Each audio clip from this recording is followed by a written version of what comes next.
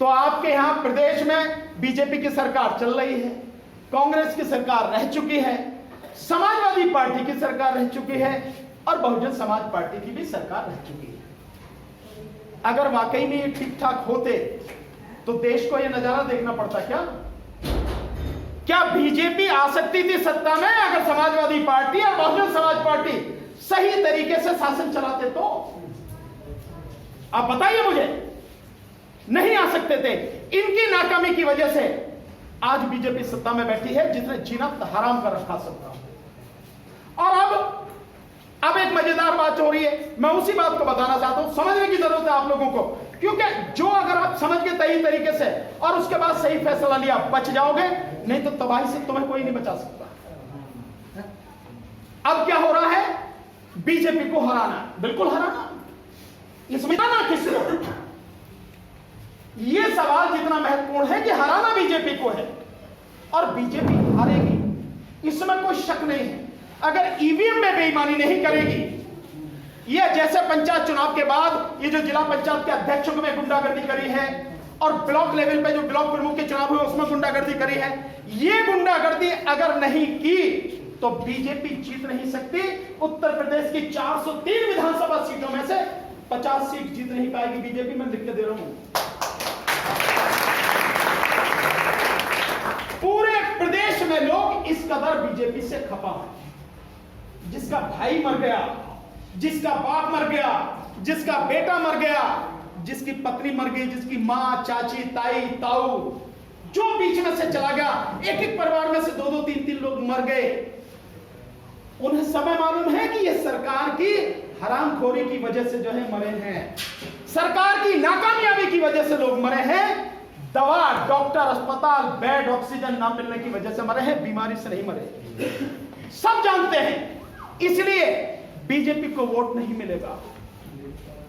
मोदी की जो प्रसिद्धि बताते थे कि बहुत लंबी चौड़ी, आज की तारीख में मोदी की लोकप्रियता 8% है, यानी 100 में से 8 लोग ही बस उसे पसंद करते हैं, वो भी अंधभक्तों के अलावा दूसरा नहीं है कोई। ये स्थिति है तो बीजेपी तो हारेगी, इसमें कोई शक नहीं है, और हराएंगे उसे। असली बात यह है कि जिताना किसको, तो किसको जिताओगे? तीसरी बात, किसको दोगे आप? बीएसपी को। तो बीएसपी ने तो जिस बात को लेकर वो पार्टी बनी थी, हमारे आदरणीय प्रदेश अध्यक्ष जी ने जो इशारा किया, जो जिस बात को लेके, जिस मिशन को लेके बीजेपी की स्थापना मान्यवर साहब काशीराम जी ने की कि मनुवाद जहां भी है उसको जड़ से उखाड़ के फेंकना, ये हमारा मिशन है। तो आज तो मनुवाद को ही चांद पर रख के चल दी बीजेपी, बीएसपी।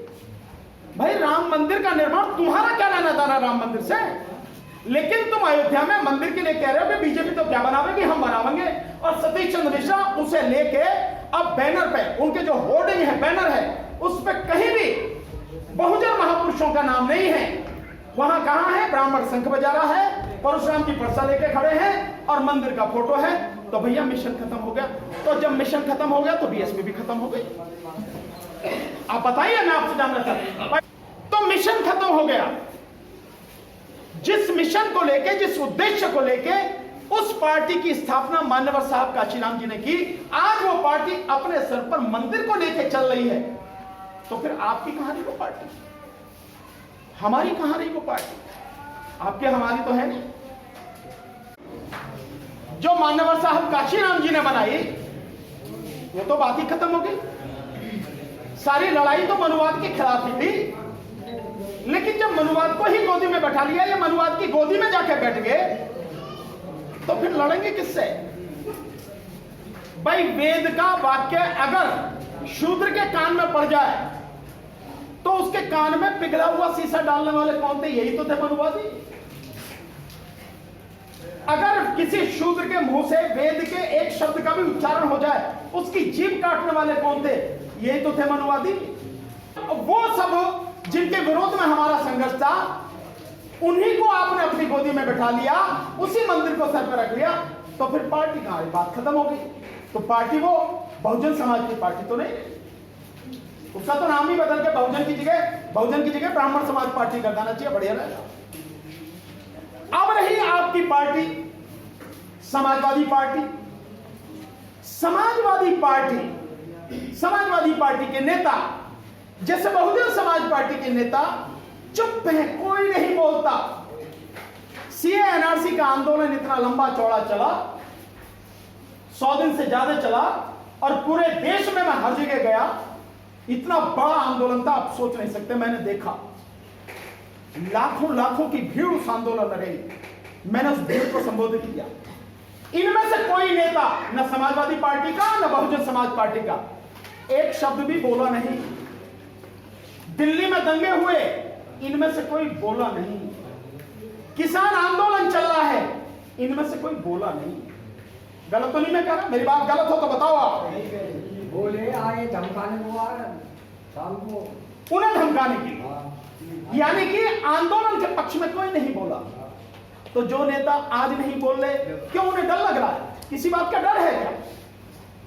क्या उन्होंने ऐसे काम कर रखे हैं जो गलत है? क्या ऐसा अनाप शनाप पैसा कमा रखा है जिसकी वजह से उनकी कुछ फाइलें खुली हुई हैं? सीबीआई का डर है उन्हें, सीबीआई का डर है, हाँ, इनकम टैक्स का डर है या ईडी का डर है। अगर ये डर है तो ये डर तो मैं समझता हूं 2024 तक तो रहेगा, क्योंकि मोदी तो 2024 तक है। गलत तो नहीं मैं कह रहा? और ये तो सीबीआई, ईडी, इनकम टैक्स, ये तो मोदी के यहां। तो अगर ये डर है तो तुम मुख्यमंत्री भी बन जाओगे तो 2024 तक फिर भी चुप रहोगे। तो तुम्हें ऐसे नेता चाहिए जो चुप रहेंगे, या तुम्हें ऐसे नेता चाहिए जो सीना तान के न केवल बोल सके बल्कि पूरी मजबूती से काम कर सके और इन्हें इनकी औकात दिखा सके? ऐसा नेता चाहिए तुम्हें? तय तो तुम्हें करना है, तय तुम्हें करना है, किसी और को नहीं करना है। इसलिए सोचना तुम्हें, क्योंकि ये जो बच्चे हैं हमारे, इन बच्चों का भविष्य इसी बात पर निर्भर है कि बीजेपी को उखाड़ के फेंका जाएगा या बीजेपी दोबारा से आएगी। अगर आएगी तो आप मान के चलना, बीजेपी दोबारा आ गई 2022 में, तो 2024 में या उसके बाद कभी इस देश में फिर चुनाव नहीं होंगे। आपको ताली बजाने की जरूरत नहीं, ये ताली बजाने के लिए बड़ा दुख का, बड़ा गंभीर सोच का विषय है। चुनाव नहीं होंगे और इस देश में जो लोकतंत्र, आज आपको अपनी बात कहने का हक है, आपको वोट देने का हक है, सब खत्म हो जाएगा। केवल और केवल राजतंत्र की घोषणा हो जाएगी। और शायद इसीलिए इतनी दिक्कतों के बावजूद भी देश का इतना बुरा हाल है, करोड़ों लोग बेरोजगार हैं, आर्थिक हालत पूरी तरह से तबाह है देश की, फिर भी 23,000 करोड़ रुपए लगा के सेंट्रल दिल्ली में विस्ता प्रोजेक्ट, जिसमें नई संसद बनाई जा रही है, प्राइम मिनिस्टर हाउस बनाया जा रहा है, बिल्डिंगें बनाई जा रही है, पुरानी इतनी बढ़िया बिल्डिंगों को तोड़कर बनाया जा रहा है। क्यों? कोई तो बात होगी उसके पीछे। पूरा देश खिलाफ है, पूरे देश की हवा खिलाफ है, पूरा देश तबाही के कगार पर है, फिर भी वो काम चल रहा है। तो कोई ना कोई तो दिमाग में है। मैं बता रहा हूं क्या दिमाग में। ईवीएम अगर नहीं हटी, बेईमानी होगी ईवीएम से, और नहीं तो गुंडागर्दी से ये चुनाव जीतने का प्रयास करेंगे। तो हमें हर तरह से तैयार रहना है। हमें हथियार नहीं चलाने हैं, हमें लाठी नहीं चलानी है, लेकिन एक दूसरे भाई की बाजू पकड़ के खड़ा होना है, सीना तान के, कि गुंडागर्दी नहीं होने देंगे, चाहे जो भी हो जाए। तभी रोक पाएंगे। और हम मुर्दा नहीं हैं, हम कोई कागज के नहीं, ढेर नहीं हैं कि कोई फूंक मारेगा उड़ जाएंगे। हम इंसान हैं। और मैंने देखा है कि इन जैसा कायर मैंने अभी तक नहीं देखा। ये सिर्फ हल्ला मचाते हैं और कुछ नहीं। चंद लोग इकट्ठे हो जाएंगे, एक हाथ को पकड़ के मारेंगे, पीटेंगे, उसका डर फैलाएंगे, पूरी वीडियो फैलाएंगे ताकि डर फैल जाए। बाकी कुछ नहीं है। आप जरा इकट्ठे होकर खड़े हो जाओ, दुम दबा के भागते नजर आएंगे। हमें क्या है, अपने मन से डर निकालना है, और डर ये सोच के निकालना चाहती है, मरना एक ही दिन है, बार बार कोई नहीं मरता। और मरेंगे उसी दिन जिस दिन मौत आई है, उससे पहले मरेंगे भी नहीं।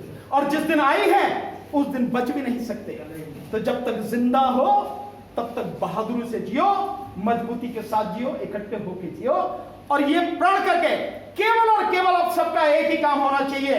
2022 के चुनाव में कुछ भी हो जाए, बीजेपी को जड़ से उखाड़ के फेंकना है। यही एकमात्र उद्देश्य आपका होना चाहिए, तभी हम सफल होंगे।